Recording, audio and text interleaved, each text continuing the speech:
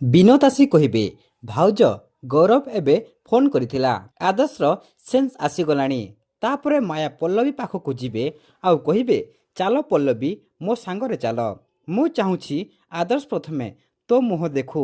ଏହାପରେ ପଲ୍ଲବୀ କହିବେ, ମାମା ଆଦର୍ଶଙ୍କର ସେନ୍ସ ଆସି ସାରିଲାଣି। ମୋତେ ଏବେ ହସ୍ପିଟାଲ ନୁହେଁ, ଏ ଘରୁ ଯିବାକୁ ପଡ଼ିବ।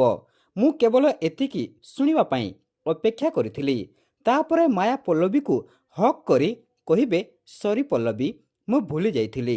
ତୋତେ ଏବେ ଯିବାକୁ ପଡ଼ିବ। ତାପରେ ବି ଥରୁଟିଏ ଆଦର୍ଶ ସହିତ ଦେଖା ହେଇକି ଯା।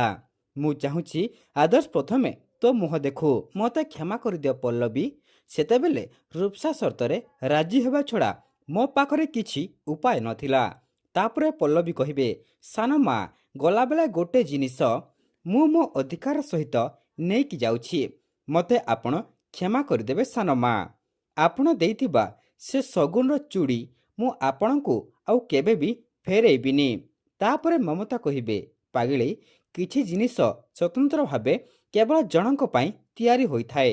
ଭଗବାନ ସେ କଙ୍କଣ କେବଳ ତୋରି ପାଇଁ ତିଆରି କରିଛନ୍ତି, କେବଳ ତୋରି ପାଇଁ।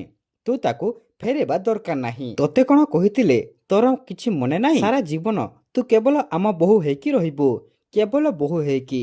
ଚାଲ ପଲ୍ଲବୀ, ଚାଲ ଆମ ସାଙ୍ଗରେ ଚାଲ, ଆଦର୍ଶକୁ ଦେଖିବା ଚାଲ। ଏହାପରେ ପଲ୍ଲବୀ କହିବେ, ନାଇଁ ସାନ ମା, ଆପଣମାନେ ଯାଆନ୍ତୁ।